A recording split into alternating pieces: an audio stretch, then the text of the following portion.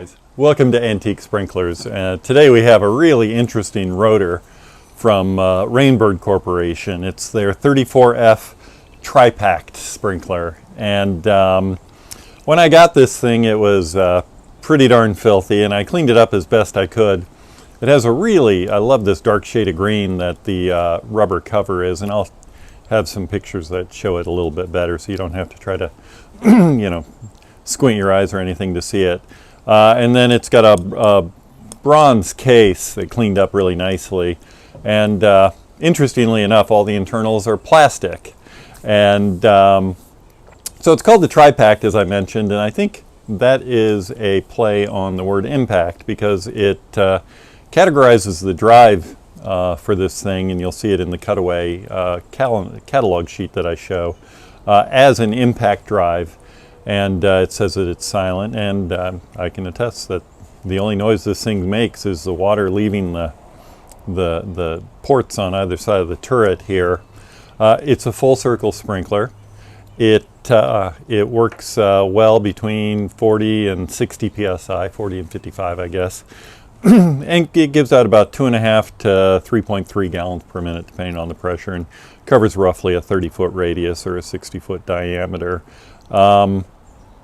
I understand it did not do well commercially, and that explains probably why I've very seldom see these. I know of one other person that has one in his collection. I'm sure some other folks do as well, but I don't see them around very often. I found this guy in the 1974 Rainbird catalog. I think they were primarily a 1970s experiment by Rainbird, but they weren't widely adopted so far as I can tell.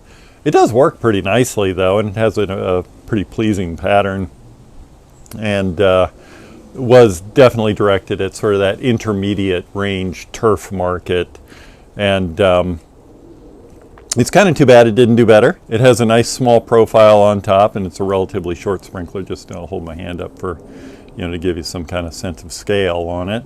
And like I said, it works great. So if you have any sense, after you look at the catalog cut sheet on this, as why they called it an impact style sprinkler, the only thing I can think of is when I look at current Rainbird agricultural sprinklers, they have one that has kind of a plastic mechanism in it that turns like an impact and behaves almost like an impact sprinkler without having an arm. And I'm wondering if the plastic drive in here was kind of an early attempt at that kind of a solution to rotate, getting a sprinkler to rotate.